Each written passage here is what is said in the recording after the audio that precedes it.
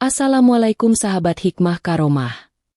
Bayangkan seorang kakek pemulung yang kurus, berpakaian kumal, masuk ke bank untuk membuka sebuah rekening.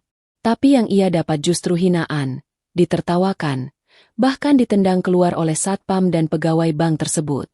Awalnya, semua orang mengira dia hanya pemulung yang hina. Hingga akhirnya, semua orang di bank itu menunduk ketakutan dan meminta maaf. Setelah tahu kebenaran dari kakek pemulung tersebut. Siapa dia sebenarnya? Sebelum kita mulai ceritanya, jangan lupa untuk dukung kami dengan like dan subscribe channel Hikmah Karomah agar kami selalu semangat dalam berbagi cerita menarik lainnya. Bagi yang like dan subscribe ke channel ini, kami doakan semoga dimudahkan segala urusannya, dilapangkan rezekinya, disehatkan badannya, dan dikabulkan segala hajat dunia akhirat oleh Allah Subhanahu wa Ta'ala. Amin ya Robbal Alamin. Mari kita mulai ceritanya. Suasana pagi di kota kecil Tegalwangi tampak sibuk seperti biasa. Matahari belum terlalu tinggi, namun area perkantoran sudah ramai dengan aktivitas. Di tengah lalu lalang kendaraan dan pegawai yang berjalan cepat menuju tempat kerja, berdiri seorang kakek tua berpakaian lusuh di seberang jalan. Wajahnya keriput, rambutnya memutih tak terurus, dan pakaian yang melekat di tubuhnya tampak seperti belum dicuci berhari-hari. Kakek itu bernama Mbah Wiryo. Ia berdiri cukup lama memandang gedung Bank Sentosa yang berdiri megah di ujung jalan. Di balik tampilan luarnya yang lusuh dan bau keringat, tersimpan tekad yang tak biasa. Hari ini, ia akan masuk ke dalam bank itu, bukan untuk mengemis, melainkan untuk membuka rekening atas nama dirinya sendiri. Langkah Mbah Wiryo pelan namun mantap. Sandalnya sudah hampir putus, dan tas kain kumalnya menggantung di bahu kanan. Saat mendekati pintu depan bank, beberapa pegawai yang baru tiba menatapnya dengan pandangan sinis. Beberapa berbisik pelan sambil menahan tawa, mengira Mbah Wiryo hanyalah gelandangan yang tersesat. Di depan pintu kaca, seorang satpam muda bernama Denny langsung maju menghadang. Tangannya terangkat seolah mengusir hama. "Pak, ini bank. Bukan tempat minta-minta," ucap Denny dengan nada keras, tanpa basa-basi. Mbah Wiryo tersenyum pelan. "Saya tahu, Nak. Saya mau buka rekening di sini." Ucapan itu membuat Denny tersentak sejenak. Namun setelah melihat penampilan si kakek dari kepala hingga kaki, ia tertawa kecil, lalu melirik ke dalam ruangan, berharap pegawai lain juga mendengar. "Buka rekening," ejeknya sambil tertawa. Kakek yakin gak salah tempat. Beberapa pegawai yang duduk di balik meja dalam gedung mulai memperhatikan. Salah satunya adalah Tiara, customer service cantik yang sejak tadi sibuk merapikan rambutnya. Saat melihat keributan di pintu masuk, ia bangkit dari kursinya dan mendekat. Matanya menyipit memandangi tubuh Renta yang tertutup pakaian kotor itu. "Kamu denger gak, Tiara?" celetuk Denny. "Katanya kakek ini mau buka rekening." Tiara menutup mulutnya, menahan tawa, lalu berkata dengan nada sinis, "Kalau gitu bawa saja ke meja saya. Saya ingin dengar langsung dong, seberapa banyak duit yang dibawa." Denny melirik Mbah Wiryo sejenak, lalu mengangkat bahu. Dengan ogah-ogahan ia membukakan pintu, dan membiarkan si kakek masuk.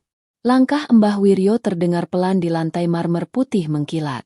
Setiap langkah seperti mengusik atmosfer steril dan mewah di dalam bank.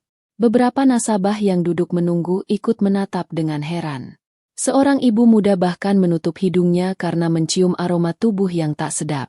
Tiara duduk kembali di balik meja, memasang senyum yang dibuat-buat.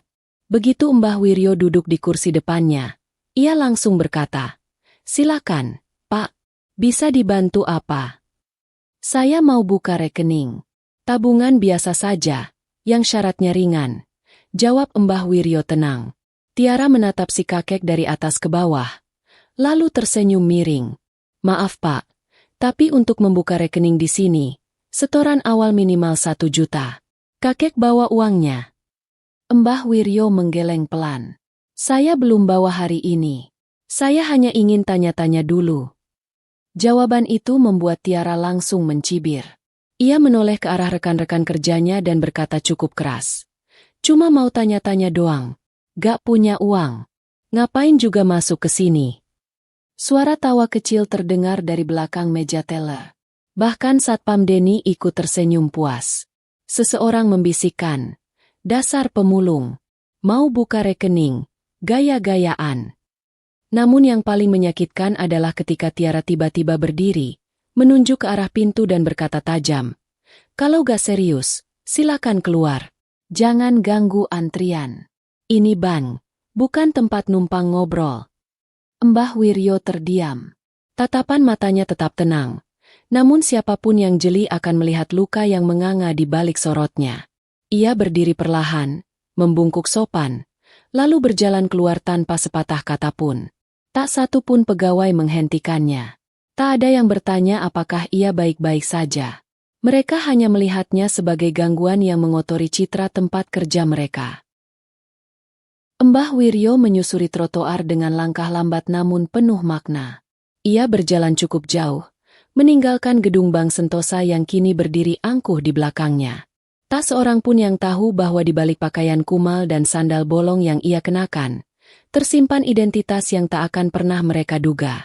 Di bawah pohon trembesi besar, sebuah mobil hitam jenis sedan mewah terparkir diam. Sopir tua yang duduk di balik kemudi segera keluar dan membungkuk hormat ketika melihat Mbah Wiryo mendekat. "Sudah selesai, Pak?" tanya sang sopir lirih. "Sudah, Karto. Ayo kita pulang," jawab Mbah Wiryo sembari membuka pintu belakang mobil. Di dalam mobil, udara sejuk dari pendingin ruangan langsung menyapu rasa gerah di tubuhnya. Dengan tenang, Mbah Wiryo melepaskan jaket lusuhnya. Di baliknya, tampak kemeja bersih dan jam tangan mahal yang tersembunyi sejak pagi. Wajahnya tak lagi terlihat renta dan bodoh, namun berwibawa dan berkarakter kuat. Mobil melaju perlahan meninggalkan area perkantoran menuju rumah besar di pinggir kota. Rumah itu berdiri di atas lahan luas yang hijau dan asri. Di sanalah tinggal seorang pria muda yang kini menjabat sebagai pengusaha properti paling berpengaruh di Tegalwangi. Dialah Pak Bima, anak kandung Mbah Wiryo. Begitu mobil berhenti di halaman, Pak Bima langsung keluar dari rumah dan menyambut ayahnya. "Bagaimana hasilnya, Yah?" tanyanya penasaran. Mbah Wiryo duduk di kursi rotan di teras, menatap jauh ke arah pepohonan. "Sama seperti yang kita duga. Mereka semua melihat orang tua kumal seperti aku hanya sebagai sampah. Tak ada satupun yang memperlakukan manusia seperti manusia." Pak Bima mengangguk pelan. "Kalau begitu, sudah waktunya kita jalankan rencana kedua." Malam itu, di ruang kerja yang dipenuhi peta tanah dan dokumen aset, Pak Bima menjelaskan sesuatu kepada ayahnya. Tanah tempat berdirinya Bank Sentosa bukanlah milik bank itu sepenuhnya. Tanah itu disewa dari perusahaan milik Pak Bima selama 10 tahun, dan masa sewanya akan habis minggu depan. Namun belum ada perpanjangan. Dan kini, dengan apa yang terjadi hari ini, Mbah Wiryo ingin memastikan bahwa tidak akan ada perpanjangan apapun. "Aku ingin semua orang di bank itu tahu bahwa kekuasaan dan jabatan bukanlah ukuran. Pelayanan harus berlaku adil, siapapun yang datang. Bahkan jika ia hanya memakai sandal bolong dan baju tambal," ujar Mbah Wiryo tenang namun penuh tekanan. Keesokan paginya, seluruh pegawai Bank Sentosa tampak sibuk. Surat dari kantor pusat datang lebih awal dari biasanya. Ada kabar bahwa pemilik lahan akan berkunjung langsung untuk melakukan inspeksi dan rapat terbuka. Raut wajah manajer cabang langsung berubah panik. Ia tahu ini bukan kunjungan biasa. Tiara dan pegawai lain sibuk mendandani diri. Bahkan Satpam Denny menyemprot parfumnya berkali-kali sambil merapikan seragam. Mereka tak tahu bahwa yang akan datang bukanlah orang asing. Namun di balik semua itu, tersembunyi ketegangan yang akan meledak kapan saja. Di rumahnya, Mbah Wiryo berdiri di depan cermin, mengenakan jas sederhana berwarna gelap. Rambutnya disisir rapi, wajahnya bersih, dan langkahnya penuh keyakinan. "Bukan marah yang akan kubawa, tapi pelajaran. Pelajaran yang tak akan mereka lupakan seumur hidup," gumamnya pelan. Sementara itu, di kantor Bank Sentosa, Tiara berbisik kepada temannya dengan suara rendah namun penuh harapan. "Aku dengar yang datang anak pemilik tanah. Katanya belum nikah, masih muda, dan super tajir." Temannya tertawa pelan. "Wah, Bisa jadi jodoh tuh. Tiara membenarkan kerah bajunya dan memoles lipstik sekali lagi. Ia tak sadar. Harapannya akan segera berubah menjadi ngeri yang tak terkira. Di ruang depan, suasana mulai tegang. Para pegawai berdiri menyambut. Mobil hitam yang sama berhenti di depan lobi. Pintu terbuka, dan sosok yang keluar bukan pria muda dengan jas mahal seperti yang dibayangkan, tapi kakek tua yang kemarin mereka usir mentah-mentah. Namun kali ini, wajahnya tak kumal. Pakaiannya rapi. Tatapannya tegas. Semua mata melebar. Wajah-wajah pucat bermunculan. Tiara menutup mulutnya. Satpam Denny mundur perlahan. Manajer cabang langsung berdiri membungkuk. Namun tak ada kata yang keluar dari mulut siapapun. Karena semua tahu, azab malu sedang mulai turun satu persatu. Lobi Bank Sentosa hening seketika. Aroma parfum mahal yang tadinya menyebar dari tubuh para pegawai, kini tak lagi mampu menyamarkan rasa takut yang tiba-tiba menggantung di udara. Di antara mereka berdiri Mbah Wiryo, kini bukan lagi seorang pemulung, tapi pria terhormat dengan pakaian bersih dan langkah yang mantap. Wajahnya tetap tenang, namun sorot matanya tajam menembus hingga ke lubuk hati setiap orang yang menatapnya. Manajer cabang, seorang pria berkumis tipis bernama Pak Doni, segera mendekat dengan wajah canggung. "Selamat datang, Pak. Saya Doni, kepala cabang di sini." Mbah Wiryo tak langsung membalas. Ia menatap kursi tunggu yang kemarin dipakai untuk mempermalukannya. Ia memutar tubuh perlahan dan melihat Tiara berdiri dengan tangan gemetar. Satpam Denny berdiri kaku di samping pintu masuk. Wajahnya seperti tak lagi memiliki warna. "Apa kalian ingat aku?" Suara Mbah Wiryo terdengar lirih, namun justru semakin menakutkan. Tak ada yang menjawab. Tiara hanya menggigit bibirnya sambil menunduk dalam. "Aku kemarin duduk di sini," lanjut Mbah Wiryo sambil menunjuk kursi itu. "Aku datang untuk membuka rekening. Tapi yang aku terima bukan layanan, melainkan penghinaan." Tiara mencoba bersuara, namun suaranya tersendat. "Pak, saya tidak tahu." "Saya tahu," potong Mbah Wiryo. "Itulah sebabnya kalian bisa menunjukkan sikap asli kalian. Ketika tak tahu siapa aku, kalian menunjukkan siapa diri kalian yang sebenarnya." Pak Doni mencoba menengahi. "Maaf, Pak, mungkin kemarin ada kesalahpahaman.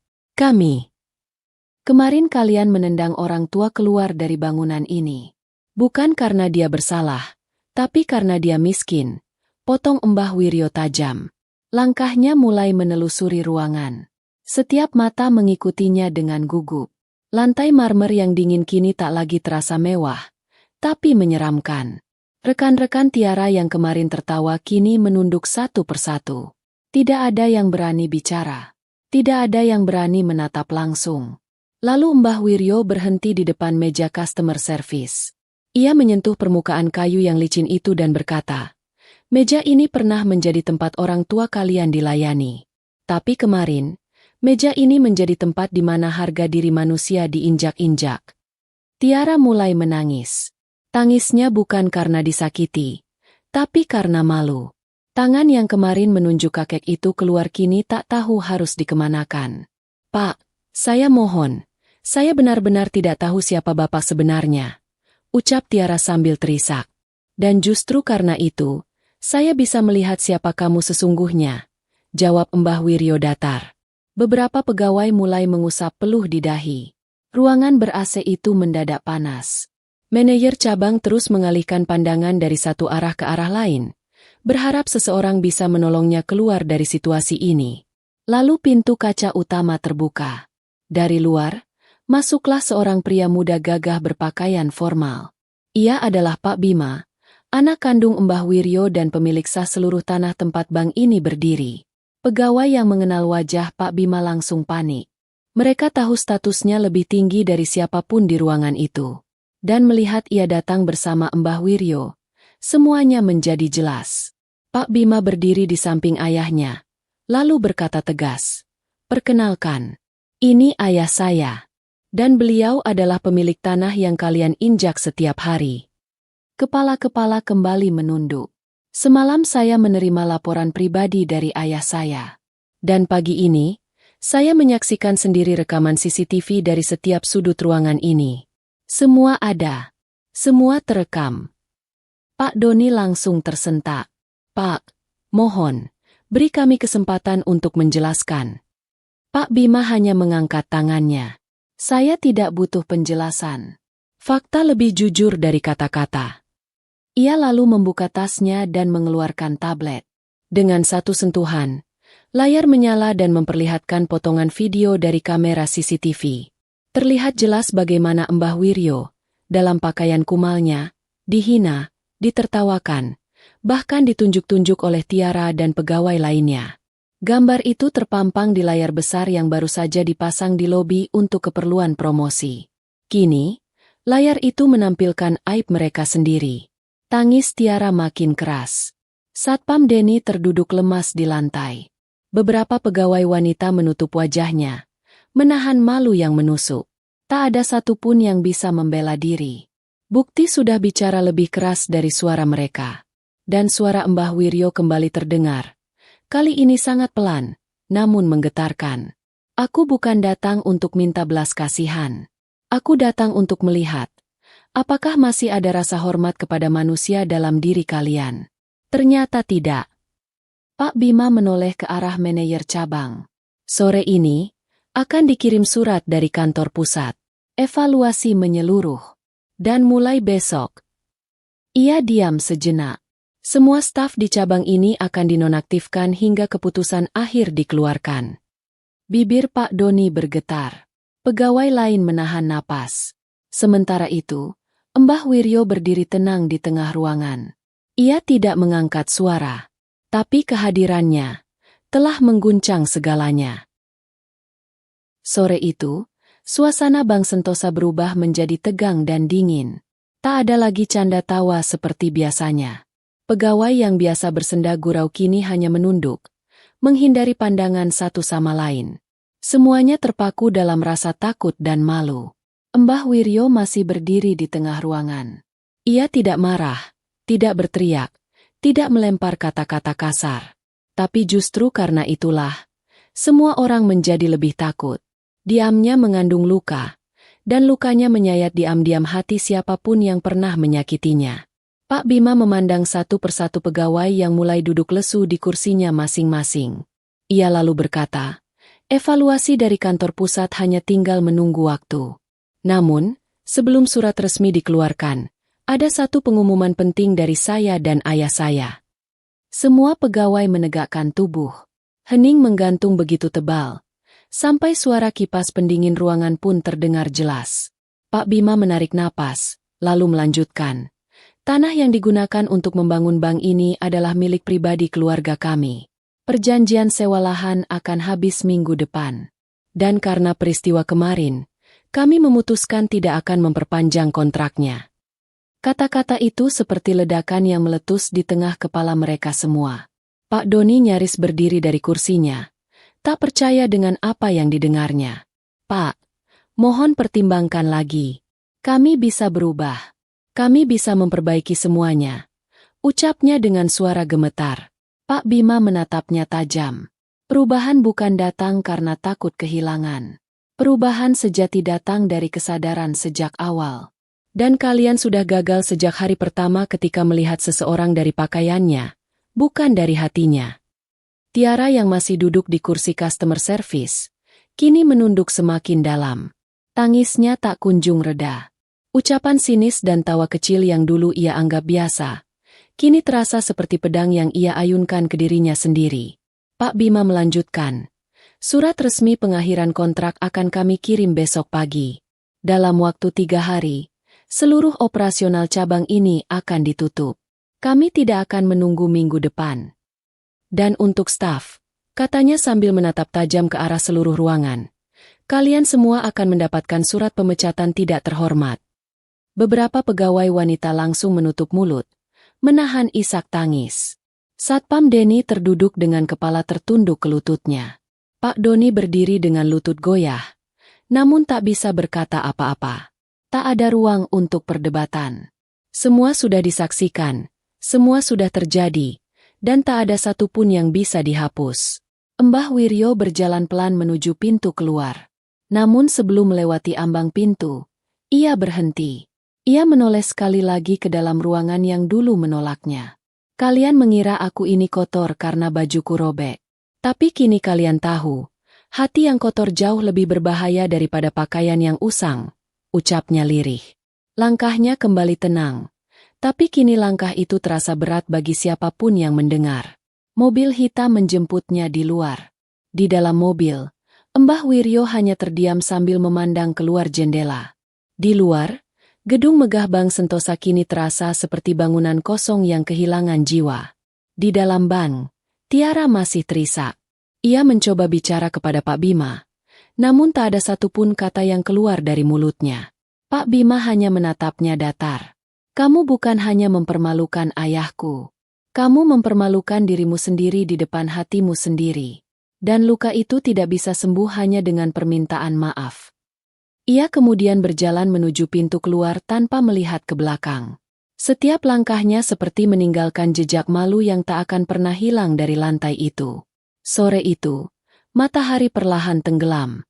Namun tidak ada kehangatan di lobi Bank Sentosa.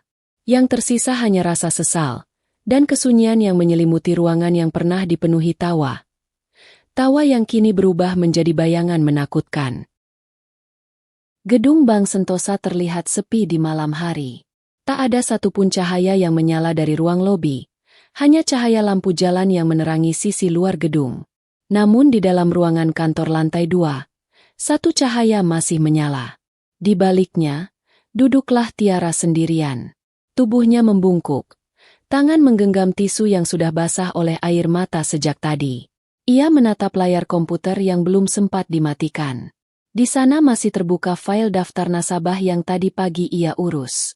Tapi kini pandangannya kosong. Bahkan untuk mengetik pun ia tak sanggup. Gambaran wajah Mbah Wiryo saat berdiri dengan pakaian rapi di tengah ruangan terus berputar di kepalanya. Ia teringat bagaimana dulu sering menganggap remeh orang-orang berpakaian sederhana yang datang ke bank. Bahkan kadang ia menghindari melayani mereka, menyuruh satpam agar mengarahkan ke bank lain yang lebih kecil. Kenapa aku begitu bodoh? Gumamnya pelan. Suara tenggelam di antara isakan. Ponselnya bergetar. Sebuah pesan masuk dari grup pegawai cabang. Isinya hanya satu kalimat dari kepala cabang. Pak Doni. Besok jam 8 pagi semua staf wajib hadir. Surat keputusan dari kantor pusat akan dibacakan. Tiara menutup layar ponselnya dan menatap kosong keluar jendela. Malam semakin dalam, tapi matanya tak mampu terpejam. Ia tahu hari esok bukan akan membawa harapan, tapi hukuman. Sementara itu, di sisi lain kota, rumah besar milik keluarga Pak Bima tampak tenang. Di ruang tamu yang luas, Mbah Wiryo duduk menghadap jendela, ditemani secangkir teh hangat dan suara jangkrik dari kebun belakang. Pak Bima duduk di sebelahnya, membuka beberapa dokumen. Ia sesekali menatap ayahnya. Ayah yakin mereka harus dipecat semua?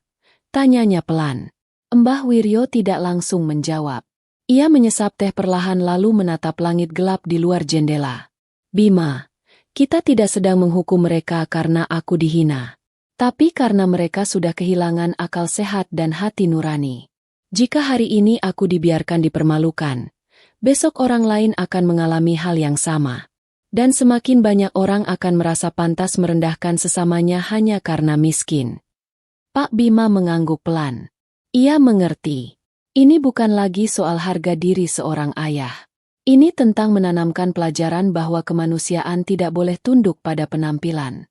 Di ruang yang sama, ada sebuah televisi yang menyiarkan berita daerah. Seorang reporter lokal melaporkan bahwa akan ada penutupan cabang salah satu bank besar di Tegalwangi karena pelanggaran etika pelayanan. Reporter itu berdiri tepat di depan Bank Sentosa. Nama cabangnya tidak disebut, tapi gambarnya jelas. Pak Bima mematikan televisi. Ia lalu berdiri, menyentuh bahu ayahnya. Besok kita ke sana lagi. Mbah Wiryo mengangguk. Kita pastikan sendiri bahwa pelajaran ini mereka bawa pulang. Bukan hanya untuk ditangisi, tapi untuk diperbaiki. Sementara itu, di kamar kecil kontrakan milik Satpam Denny, Suasana tak jauh berbeda. Pria yang kemarin begitu lantang mengusir Mbah Wiryo, kini duduk termenung memandangi seragamnya yang tergantung di dinding. Seragam itu dulu membuatnya merasa berkuasa. Tapi malam ini, ia bahkan tak sanggup menyentuhnya. Istrinya masuk membawa secangkir air putih. Ia melihat suaminya hanya diam dengan mata merah. "Kamu kenapa?" Denny tak menjawab. Ia hanya menggeleng, lalu berkata, "Besok, aku mungkin gak kerja lagi." Dan ia tahu, ini bukan hanya tentang kehilangan pekerjaan, tapi tentang kehilangan harga diri yang selama ini ia bangun dari kesombongan kepada orang yang tak berdaya. Malam pun terus berlalu. Tapi bagi para pegawai Bank Sentosa, malam itu terasa lebih panjang dari biasanya. Hati mereka berat, dada mereka sesak, dan mimpi mereka penuh dengan rasa bersalah yang tak mudah dihapus. Pagi yang biasanya sibuk di Bank Sentosa kini terasa dingin dan lambat. Tak ada senyum di pintu masuk. Tak ada sapaan akrab antar pegawai. Hanya raut cemas dan langkah yang berat menghuni setiap sudut ruangan. Jam masih menunjukkan pukul 7:15. Namun sebagian besar pegawai sudah tiba. Mereka tidak berkumpul seperti biasa di ruang pantry. Tidak juga saling menyapa sambil menyeruput kopi. Semua duduk di kursi masing-masing dengan wajah cemas, menanti pengumuman yang sudah mereka tahu, bukan kabar baik. Tiara duduk sendirian di meja customer service. Meja yang kemarin menjadi tempatnya bersikap tinggi hati, hari ini terasa seperti kursi penghakiman. Ia menatap kaku monitor di depannya, tapi pikirannya melayang. Matanya bengkak. Suaranya hilang entah kemana. Satpam Denny berdiri di dekat pintu utama. Namun kali ini tubuhnya membungkuk. Tidak lagi tegap. Ia tak lagi memberi salam dengan suara lantang kepada setiap orang yang masuk. Ia hanya menunduk, menunggu waktu yang akan menyapu posisinya. Pukul 8 tepat. Suara langkah terdengar dari arah tangga. Pak Doni muncul bersama dua orang berseragam dari kantor pusat. Salah satunya membawa map tebal. Mereka langsung menuju ruang tengah, tempat seluruh staf telah dikumpulkan. Tak ada yang bicara. Tak ada yang bergerak. Pak Doni berdiri di depan ruangan, lalu membuka mulutnya dengan suara serak. "Terima kasih sudah hadir tepat waktu. Hari ini, saya tidak akan banyak bicara. Saya tahu kalian semua sudah tahu apa yang akan disampaikan." Ia mengangguk pada salah satu perwakilan pusat.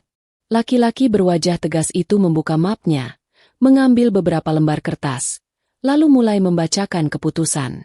Berdasarkan hasil investigasi internal, laporan pemilik lahan, dan bukti rekaman kamera pengawas, maka cabang Bank Sentosa Tegalwangi resmi dinonaktifkan per hari ini. Tiara menutup wajahnya. Beberapa pegawai wanita mulai menangis perlahan. Suasana ruangan makin sunyi. Tidak ada yang berani menatap ke depan. Seluruh staf akan menerima surat pemutusan kerja langsung pada hari ini. Status pemecatan adalah tidak terhormat karena pelanggaran etika pelayanan dan pelecehan verbal terhadap nasabah. Kertas-kertas itu mulai dibagikan satu persatu. Suara kertas bergesekan terdengar nyaring, seperti bunyi cambuk di telinga mereka. Denny menerima suratnya paling awal. Ia menggenggam kertas itu erat, tidak berani membukanya. Matanya menatap lantai, kakinya mulai gemetar. Tiara menerima suratnya beberapa menit kemudian. Tangannya gemetar. Ia mencoba membaca kalimat demi kalimat. Namun pandangannya kabur oleh air mata yang terus mengalir. Pak Doni sendiri berdiri kaku, menatap semua anak buahnya yang satu persatu kehilangan masa depannya hari ini. Ia tahu, sebagai kepala cabang, ia yang paling bertanggung jawab. Saat surat terakhir dibagikan, perwakilan kantor pusat menutup mapnya, lalu berkata, "Keputusan ini final. Tak ada banding. Tak ada pengajuan ulang. Dan mulai siang nanti, gedung ini akan dikosongkan." Tiara akhirnya berdiri perlahan, memandang ruangan tempat ia menghabiskan tahun-tahun terakhir hidupnya. Ruangan yang dulu penuh ambisi dan impian, kini berubah jadi tempat yang menyimpan aib dan penyesalan. Ia melepas name tag di dada kirinya, menaruhnya di atas meja customer service. Ia tahu, ia tidak akan pernah duduk di situ lagi. Satu persatu pegawai keluar dari ruangan. Tak ada suara. Tak ada salam perpisahan. Hanya isak tertahan dan langkah yang berusaha tegar. Di luar gedung, matahari bersinar terang. Tapi tidak ada kehangatan yang terasa. Langit biru tampak kontras dengan suasana hati yang suram. Tiara berjalan keluar paling akhir. Ia menoleh sekali ke dalam gedung, lalu melangkah pergi dengan langkah pelan dan mata sembab. Sementara itu, dari kejauhan, sebuah mobil hitam tampak berhenti. Di dalamnya, Mbah Wiryo dan Pak Bima menyaksikan keheningan itu tanpa sepatah kata. Pak Bima menoleh ke arah ayahnya. Sudah cukup, ya? Mbah Wiryo tidak menjawab. Ia hanya memandangi pintu ban yang tertutup. Hatinya tak dipenuhi kemenangan. Hanya perasaan hampa, dan luka yang perlahan mulai sembuh. 3 hari setelah Bank Sentosa ditutup, sebuah video berdurasi kurang dari 3 menit mendadak menyebar luas di media sosial. Dalam rekaman itu, tampak jelas bagaimana seorang kakek berpakaian lusuh diusir dan dihina oleh pegawai bank, termasuk seorang satpam dan seorang customer service wanita. Potongan rekaman tersebut diambil dari CCTV asli yang tak sengaja bocor dan diunggah oleh salah satu teknisi pusat. Judul videonya sederhana tapi menggetarkan. Kakek pemulung dihina pegawai bank, ternyata bukan orang sembarangan. Dalam hitungan jam, video itu ditonton ratusan ribu orang. Kolom komentar dipenuhi kemarahan. Banyak yang menyatakan kecewa, banyak pula yang mengaku menangis saat menonton. Netizen menyebut perlakuan pegawai bank itu sebagai tamparan untuk kemanusiaan. Nama Bank Sentosa mendadak merosot tajam. Kantor pusat diserbu pertanyaan dari wartawan. #jangan remehkan orang miskin menduduki trending teratas selama 2 hari penuh. Tiara yang tengah menyendiri di kamar kontrakannya hanya bisa menyaksikan semua itu dari layar ponsel. Ia membaca komentar satu persatu, meskipun setiap kalimat seperti menyayat hatinya. Ini pelajaran buat kita semua. Jangan pernah nilai orang dari bajunya. Siapapun customer service cewek itu, semoga kamu sadar, kamu menyakiti orang yang paling layak dihormati. Kakek itu luar biasa sabar. Kalau saya, mungkin sudah marah besar. Nama Tiara memang tak disebut, tapi wajahnya terpampang jelas dalam rekaman. Beberapa akun gosip bahkan mulai menyandingkan fotonya dengan caption yang pedas. Wajahnya viral, namun bukan karena prestasi, melainkan karena keangkuhan yang tak disadari. Ia mencoba mematikan ponsel, tapi tangannya tak mampu. Ia terus menggulir, membaca satu persatu, seperti menghukum dirinya sendiri. Air matanya tak berhenti mengalir. Dalam sepi malam, Tiara duduk di lantai kamarnya. Ia menulis sesuatu di secari kertas, bukan untuk dibagikan, bukan untuk dibaca siapapun, hanya untuk dirinya sendiri. Aku telah kehilangan pekerjaan, tapi lebih dari itu, aku kehilangan sisi terbaik dalam diriku. Aku telah menukar hatiku dengan gengsi, dan kini gengsi itu justru menghancurkan segalanya. Sementara itu, di rumah sederhana milik Mbah Wiryo, suasana justru sebaliknya. Beberapa tetangga berdatangan, ingin sekadar berjabat tangan atau mengucapkan terima kasih karena telah membuka mata banyak orang. Mbah Wiryo tidak menjawab apapun dengan panjang lebar. Ia hanya mengangguk dan menjawab, "Saya hanya melakukan apa yang seharusnya dilakukan. Karena jika saya diam, mungkin orang berikutnya yang mereka hina adalah tetangga kalian." Pak Bima sibuk menerima panggilan dari berbagai pihak. Wartawan, tokoh masyarakat, hingga pejabat daerah ingin bertemu. Namun ia menolak semua. Ia tahu ini bukan saatnya tampil. Ia ingin peristiwa ini menjadi pelajaran, bukan sekadar panggung popularitas. Malam itu, setelah semua tamu pulang, Mbah Wiryo dan Pak Bima duduk berdua di beranda rumah. Langit cerah, bintang-bintang tampak jelas. Tapi suasana hati mereka tetap datar. "Ayah gak bahagia?" tanya Pak Bima pelan. Mbah Wiryo menggeleng. Bahagia bukan saat orang lain jatuh. Bahagia itu saat orang bisa bangkit dan sadar. Pak Bima mengangguk. "Lalu, kalau semua sudah selesai, kita akan kemana?" Lanjutnya, "Ke tempat yang lebih membutuhkan," jawab Mbah Wiryo. "Karena dunia ini tak kekurangan gedung tinggi. Yang kurang, Itu hati yang rendah. Dan di malam yang sunyi itu, dua sosok, ayah dan anak, menatap langit yang sama, menyimpan luka, tapi juga membawa terang kecil untuk langkah ke depan. Hampir 1 bulan telah berlalu sejak insiden itu mengguncang kota Tegalwangi. Gedung Bank Sentosa Cabang Tegalwangi kini tertutup rapat. Papan nama yang dulu megah kini ditutupi kain putih. Dan pintu kacanya tak lagi dibuka untuk siapapun. Di bagian dalam, semua meja dan peralatan telah dikemas. Hanya menyisakan ruangan kosong dan bayang-bayang dari masa lalu yang penuh dosa. Tiara masih tinggal di kota itu. Namun tak pernah lagi berani melewati jalan di depan gedung tersebut. Ia lebih sering menyendiri di kamar kontrakannya yang sempit. Pekerjaan tak kunjung datang, sebab wajahnya masih terus dibicarakan di dunia maya. Setiap malam, ia menatap surat pemecatan yang kini tergantung di dinding, bukan sebagai hiasan, tapi sebagai pengingat. Ia tak bisa menghapus masa lalu. Ia hanya bisa mencoba berdamai dengan luka yang ia buat sendiri. Suatu pagi, Tiara memberanikan diri menulis surat panjang. Isinya bukan pembelaan, bukan juga permintaan pekerjaan. Hanya sepenggal penyesalan yang lahir dari dalam hati.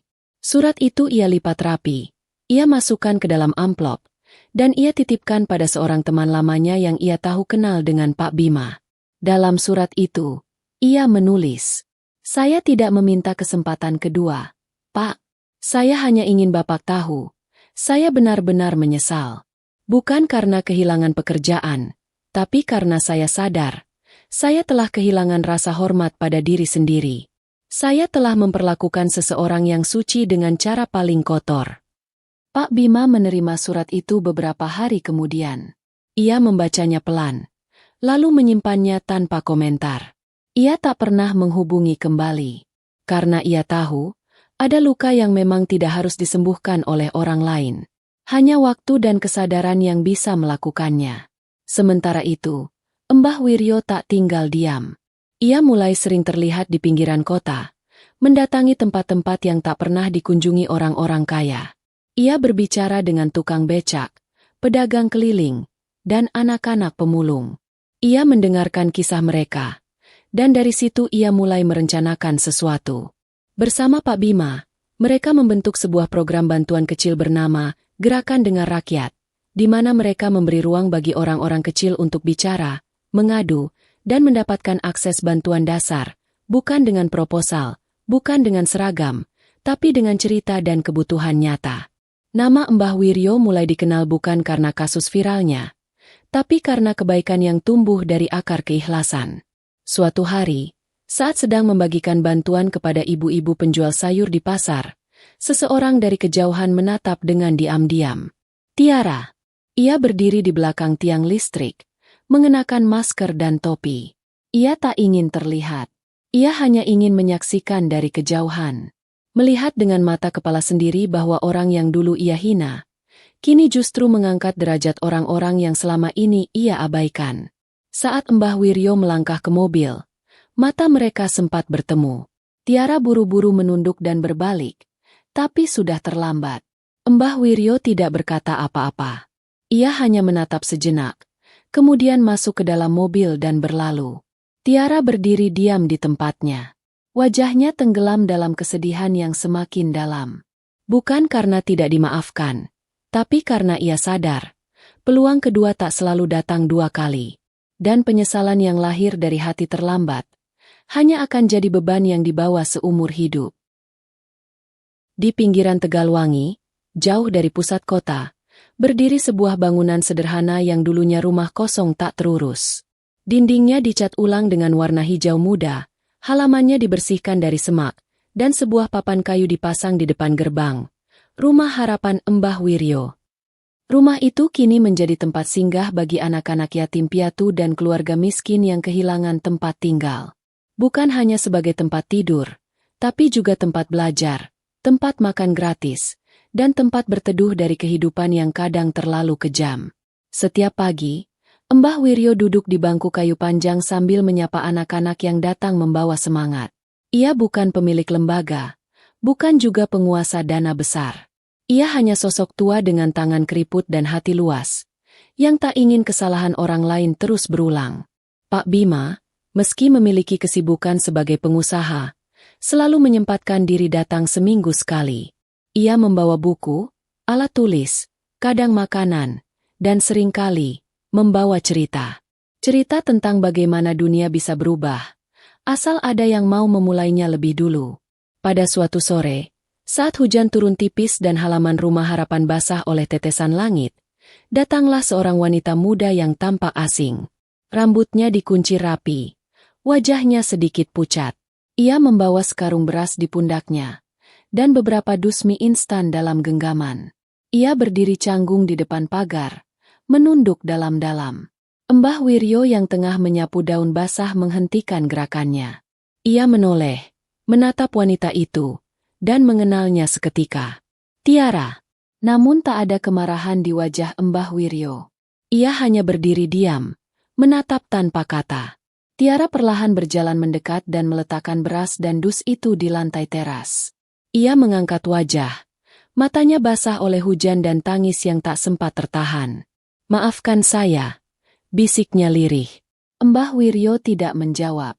Ia hanya memandangi wajah itu. Wajah yang dulu sombong, kini remuk. Wajah yang dulu menghina, kini memohon. Tiara melanjutkan, "Saya tidak bisa menghapus apa yang sudah saya lakukan. Tapi kalau Bapak izinkan, saya ingin membantu di sini, bukan sebagai siapa-siapa. Hanya sebagai manusia." Hening mengalir. Mbah Wiryo menghela napas panjang, lalu memalingkan wajah ke arah halaman yang basah. "Kau tak perlu minta izin untuk berbuat baik. Tapi ingat, tempat ini bukan untuk menebus kesalahan, melainkan untuk menanam kebaikan yang baru," ucapnya pelan. Tiara menangis makin deras. Bukan karena dimarahi, tapi karena akhirnya ia bisa menurunkan beban yang selama ini menghimpit dadanya. Sejak hari itu, Tiara datang setiap pagi. Ia menyapu halaman, mencuci piring, mengajari anak-anak membaca. Tak pernah minta gaji, tak pernah mengeluh. Ia hanya ingin berbuat sesuatu yang nyata, untuk menebus masa lalu yang sudah tak bisa diperbaiki. Kabar tentang Rumah Harapan pun menyebar. Beberapa media mulai menulis kisah Mbah Wiryo, bukan karena pernah viral, tapi karena keberanian dan ketulusan seorang kakek yang memilih membalas penghinaan dengan membangun. Hari demi hari berlalu, Rumah Harapan makin hidup. Di sana, tak ada nama besar, tak ada logo perusahaan. Hanya tangan-tangan yang bekerja dalam diam, dan wajah-wajah kecil yang tersenyum karena merasa dihargai. Dan di tengah semua itu, Mbah Wiryo tetap berjalan pelan setiap pagi, memeriksa dapur, berbincang dengan para ibu, dan kadang duduk mengupas singkong sambil menatap langit.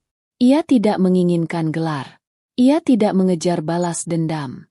Ia hanya ingin memastikan bahwa sekali dalam hidup, ada tempat di mana manusia dilihat dari hatinya, bukan dari bajunya. 1 tahun telah berlalu sejak gedung Bank Sentosa itu resmi ditutup dan diambil alih oleh pemerintah daerah. Bangunannya kini kosong, tertutup debu dan rumput liar yang tumbuh di sela lantai parkiran. Tak ada yang ingin menempatinya, seolah-olah tempat itu telah kehilangan ruhnya. Orang-orang hanya menyebutnya dengan satu nama, gedung yang pernah melukai seorang kakek pemulung. Sementara itu, jauh dari hiruk-pikuk kota, Rumah Harapan milik Mbah Wiryo terus tumbuh.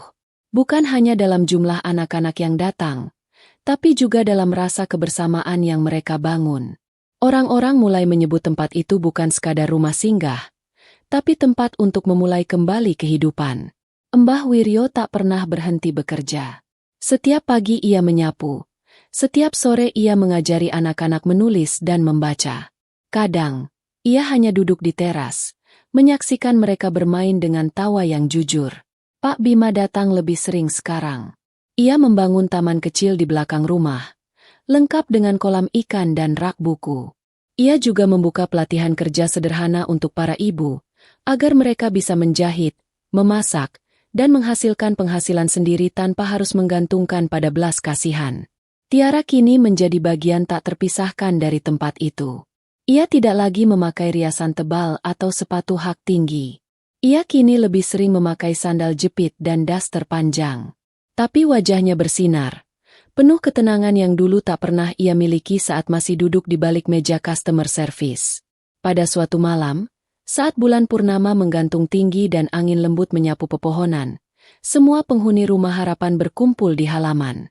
Ada acara kecil untuk memperingati 1 tahun berdirinya tempat itu. Anak-anak menari, menyanyi, dan membacakan puisi. Para ibu membawa hidangan sederhana. Semua orang tertawa, bersyukur, dan memeluk satu sama lain. Di akhir acara, Tiara berdiri di depan semua orang. Suaranya gemetar, tapi matanya mantap. 1 tahun lalu, saya adalah orang yang paling angkuh di kota ini. Tapi Allah masih memberi saya kesempatan untuk mengenal orang-orang terbaik di hidup saya. Terima kasih, Mbah. Mbah Wiryo yang duduk di samping rak pohon hanya tersenyum pelan. Ia tak bicara, hanya mengangguk dan menatap langit. Hatinya tenang. Di tempat yang berbeda, sebuah surat dikirimkan oleh seorang pejabat dari ibu kota. Isinya menyampaikan niat untuk memberi penghargaan kepada Rumah Harapan atas dedikasinya membantu masyarakat kecil. Tapi surat itu tidak dibalas. Pak Bima hanya berkata, "Kami tak butuh piagam. Cukup lihat bagaimana anak-anak ini tumbuh bahagia. Itu sudah lebih dari cukup." Pagi berikutnya, Mbah Wiryo duduk di bawah pohon mangga yang tumbuh di samping rumah. Ia menatap halaman yang ramai oleh anak-anak. Tangannya menggenggam satu buku tua. Pak Bima datang menghampiri, duduk di sebelahnya. "Ayah capek?" Mbah Wiryo menggeleng. "Tidak, tapi mungkin sudah waktunya langkah ini lebih pelan." Pak Bima tersenyum kecil. "Apa yang ayah harapkan dari semua ini?" Mbah Wiryo menatap jauh ke depan, lalu berkata, "Aku ingin jika suatu hari aku tak ada, mereka tetap percaya bahwa orang miskin pun layak dihormati, bahwa kebaikan tidak butuh jas, dan cinta tidak tumbuh dari uang." Hari itu berjalan biasa. Anak-anak tetap belajar, Tiara tetap memasak, dan Pak Bima tetap memeriksa gudang. Namun menjelang senja, Mbah Wiryo tertidur di kursinya, dan tak pernah bangun lagi. Tidak ada tangis histeris. Tidak ada jerit kehilangan, hanya keheningan yang dalam, lalu pelukan-pelukan yang erat, dan air mata yang mengalir dalam diam. Jenazah Mbah Wiryo dimakamkan di samping rumah yang ia bangun dengan cinta. Batu nisannya sederhana, tapi di bawahnya tertulis dengan ukiran kayu. "Di sini beristirahat Mbah Wiryo, pemulung hati manusia." Setiap tahun, anak-anak yang pernah dibimbingnya datang, menaburkan bunga, dan menceritakan kisah baru mereka. Beberapa telah menjadi guru, tukang kayu, penjahit, bahkan pemilik warung kecil yang jujur. Nama Mbah Wiryo tidak pernah masuk buku sejarah, tapi ia tinggal di dalam hati banyak orang.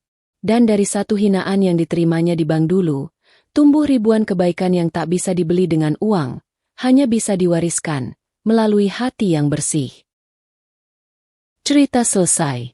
Sahabat hikmah karomah yang dimuliakan Allah. Dari cerita ini kita belajar bahwa harga diri seorang manusia tidak ditentukan oleh pakaiannya, pangkatnya, atau seberapa tebal dompetnya. Melalui sosok Mbah Wiryo, kita melihat bahwa kesabaran dalam menghadapi penghinaan bisa menjadi cahaya yang membuka hati banyak orang. Dan lewat ketegasan Pak Bima, kita diajak untuk tidak ragu menegakkan keadilan, bahkan terhadap orang-orang yang terlihat berpendidikan namun kehilangan rasa hormat. Tiara dan Denny, dua contoh nyata bahwa keangkuhan akan jatuh dengan sendirinya saat kebenaran datang. Semoga kisah ini menjadi pengingat bahwa memperlakukan orang lain dengan hormat bukan pilihan, tapi kewajiban. Karena bisa jadi, orang yang kau remehkan hari ini adalah orang yang kelak mengubah hidupmu selamanya. Sahabat semuanya, jika kalian menyukai cerita-cerita seperti ini, jangan lupa like, share, dan subscribe channel Hikmah Karomah agar kami bisa selalu menghadirkan cerita-cerita menarik lainnya. Terima kasih dan sampai jumpa pada cerita lainnya. Wassalamualaikum warahmatullahi wabarakatuh.